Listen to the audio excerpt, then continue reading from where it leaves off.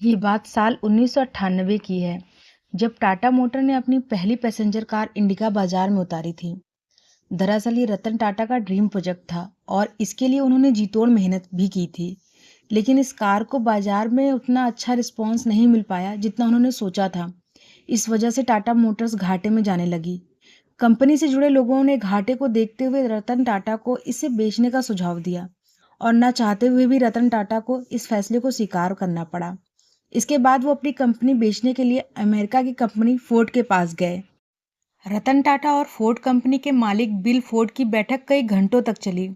इस दौरान bill Ford ने रतन टाटा के साथ अच्छा व्यवहार नहीं किया और कहा कि जिस व्यापार के बारे में आपको जानकारी नहीं है, उसमें इतना पैसा क्यों लगा दिया।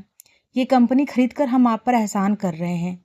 ये शब्द बिल फोर्ड के थे, लेकिन रतन टाटा के दिल और दिमाग पर छप गए। वे वहां से अपमान का घूंट पीकर इस डील को कैंसिल करके चले आए। बिल फोर्ड का वह अपमानित करने वाला वाक्य उन्हें लगातार बेचैन कर रहा था और उनकी रातों की नींद उड़ी पड़ी थी।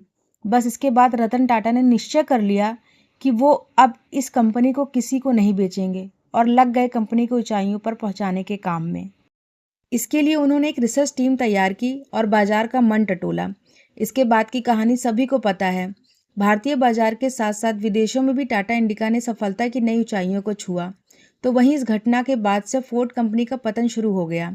साल 2008 तक आते आते फोर्ड कंपनी दिवालिया होने के कगार पर पहुंच गई थी।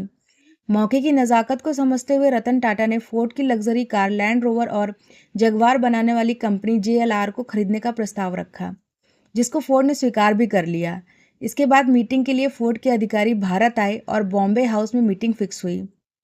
इसके बाद ये सौदा लगभग 2.3 अरब डॉलर में हुआ। तब बिल फोर्ड ने रतन टाटा से वही बात दोहराई जो उन्होंने रतन टाटा से कही थी, लेकिन इस बार थोड़ा सा बदलाव था। उस समय बिल फोर्ड के शब्द थे, आप हमारी कंपनी खरीदकर हम पर बहुत बड़ा एहसान कर रहे हैं। आज JLR टाटा ग्रुप का एक हिस्सा है और बाजार में बेहतर मुनाफे के साथ आगे बढ़ रहा है। रतन टाटा चाहते तो उसी समय बिल फोर्ड के साथ हुई मीटिंग में उनकी बात का जवाब दे देते, लेकिन कहा जाता है ना, महान लोग अपनी सफलता से लोगों को जवाब दिया करते हैं। अगर वीडियो पसंद आई हो तो please like share and subscribe कर दें। Thank you so much.